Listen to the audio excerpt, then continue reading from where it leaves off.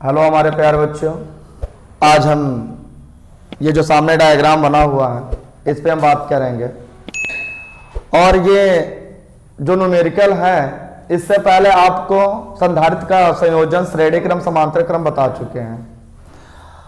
उसी पर आधारित ये न्यूमेरिकल है। ये जो न्यूमेरिकल है किस तरीके से करेंगे, हमें क्या क्या ध्यान देना होता है। बच्चे करते क्या वो समझ नहीं पाते हैं। हम डायग्राम इसीलिए जब बताते समय, जब डेरिवेशन बताए थे उसमें बताया था कि आपको डायग्राम आने चाहिए। डायग्राम आपको मालूम है तो इस तरीके के न्यूमेरिकल चुटकियों में करेंगे, बहुत इजी तरीके से करेंगे, नो प्रॉब्लम। कैसे करेंगे देखिएगा। जैसा कि इसमें पूछ रहा है ए और बी, यानी यहां पे आपका जुड़ा हुआ है ए और बी, यानी ए बी के बीच तुल्य धारिता हमको बताना है, यानी सी ए बी के बीच हमको आपको धारिता बताना।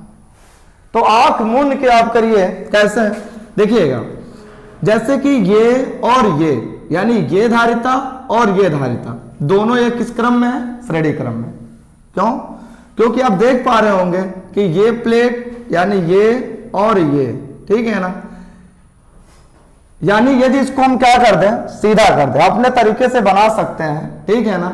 तो ये और ये क्या है? श्रेणी क्रम में है। तो श्रेणी क्रम का क्या होता है? श्रेणी क्रम धारिता के लिए होता 1/c बराबर 1/c1 प्लस 1/c2। दो ही आपका दे रखा है, एक और दो, तो हम दो लेके चलेंगे, 1/c1 प्लस 1/c2। इसका तुल्य आप निकालना चाहते हैं तो तुल्य इसका कितना होता है डायरेक्ट, यानी हम लिख सकते हैं c बराबर c1 c2 c1 plus c2। यदि आपका दो धारिता दिया है तो ये आप याद कर लीजिए, ठीक। c बराबर c1 plus c2, c1 into c2 upon c1 plus c2। यानी ये बार बार इस तरीके से लिखने की जरूरत नहीं है। यदि दो से ज्यादा है तब आप इस तरीके से लिखें, जैसे कि C3 दे रखा है, C4 दे रखा है, तब ऐसा करें। यदि आपका दो दे रखा है तो C बराबर C1 C2 upon C1 plus C2 कर लीजिए। तो ये आपका इस तरीके से देखा जाए तो ये C1 मान लिया जाए, ये C2 मान लिया जाए, और ये आपका C3 है और ये क्या है? C4 है ना।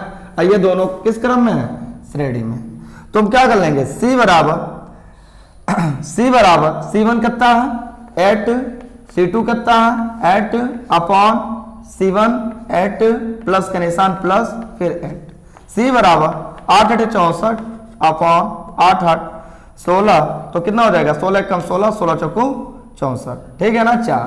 यानी कितना आ जाएगा? C बराबर 4 माइक्रो फैराड। तो हम बात करेंगे यदि हम यहां से हम क्या कर दें, इसको हम हटा दें और ये वाला सीधे कहां पे जोड़ दें, यानी तुल्य आपका इनके बीच निकल गया कितना?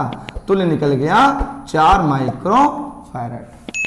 तो सेम इसी तरीके से C3 और C4 भी श्रेणी क्रम में है। तो हम इसके लिए भी आप क्या करेंगे, C डैश बराबर, यहाँ पे C निकाला है तो C डैश बराबर क्या कर लेंगे, C3 C4 C3 plus C4, ठीक है ना, सेम फार्मूला।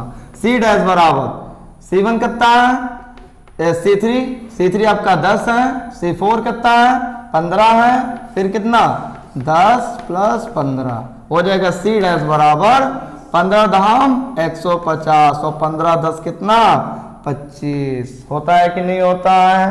तो 25 से कम 25, 25 का 150, यानी C डैश बराबर आपका कितना आ गया 6 माइक्रो फैराड, ठीक है ना। धारिता का मात्रक फैराड होता है। आप यहां से इसको भी हम हटा देंगे और हमारे यहाँ पे तुल्य कितना आ गया, तुल्य आपका आ गया 6 माइक्रो फैराड। ओके, अब आप देख पा रहे होंगे अब ये दोनों किस क्रम में जुड़ा है, समांतर क्रम में जुड़ा है। तो आप कह सकते C डैश किस क्रम में है, समांतर क्रम में है, ठीक है ना। तो क्या हो जाएगा C डबल डैश बराबर C प्लस C डैश, क्योंकि समांतर क्रम का फार्मूला पढ़े होंगे, C बराबर C1 plus C2 plus C3। इस तरीके से आप बढ़ाते जा सकते हैं समांतर क्रम के लिए।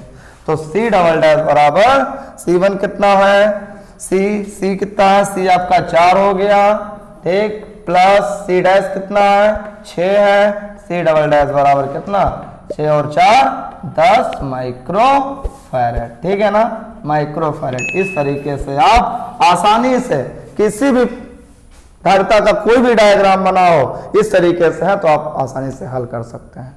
ओके।